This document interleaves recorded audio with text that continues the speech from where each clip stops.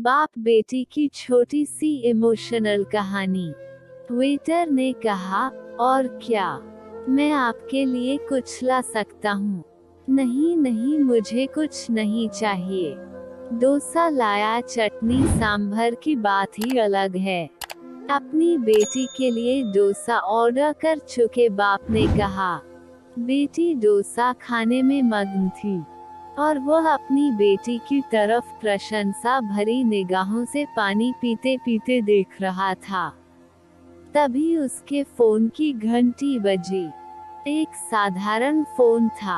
आज की भाषा में इसे डब्बा फोन कहा जाता है। फोन पर आवाज सही नहीं सुनाई दे रही थी, इसलिए उसने फोन स्पीकर पर डाला। वो एक दोस्त से कह रहा था कि आज मेरी बेटी का जन्मदिन है, इसलिए मैं उसे होटल में खाना खिलाने के लिए लाया हूँ। मैंने कहा था कि अगर तुम स्कूल में फर्स्ट रैंक लाओगी तो मैं तुम्हारे जन्मदिन पर तुम्हें होटल में मसाला डोसा खिलाने के लिए लेकर जाऊंगा। वह डोसा खा रही है। दोस्त बोला, अच्छा अच्छा, तुम क्या खा रहे हो? मैंने कुछ भी नहीं मंगाया, हम दोनों को होटल में खाने को कैसे पड़ेगा? घर पे सब्जी और चावल है मेरे लिए। मेरी बातें सुनकर उसका दोस्त सुन्न हो गया। पिता अमीर हो या गरीब, एक पिता अपने बेटी के चेहरे पर मुस्कुराहट लाने के लिए कुछ भी कर सकता है। मैनेजर यह सब चुपके से देख रहा था। उसने काउंटर पर चाय और उन 2 डोसा के पैसे भरे और कहा, उस टेबल पर दूसरा डोसा और चाय भेज दो। पैसे नहीं है ऐसा बोले तो उनसे कहना कि आज आपकी बेटी का जन्मदिन है। क्या आपकी बेटी स्कूल में फर्स्ट आई है?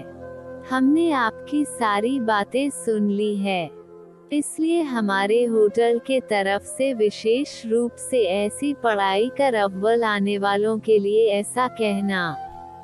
इसके लिए कोई बिल नहीं है, लेकिन कृपा करके मुफ्त इन शब्द का उपयोग ना करें।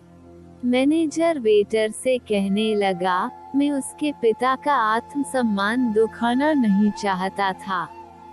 और एक डोसा टेबल पर आ गया। पिता चिंतित हो गए और कहने लगे कि मैंने एक ही डोसा मंगाया था। तभी होटल के मैनेजर ने कहा, अरे आपकी बेटी स्कूल में फर्स्ट आई है ना? हमने यह बात सुन ली, इसलिए हमारे होटल के तरफ से आप दोनों के लिए फ्री।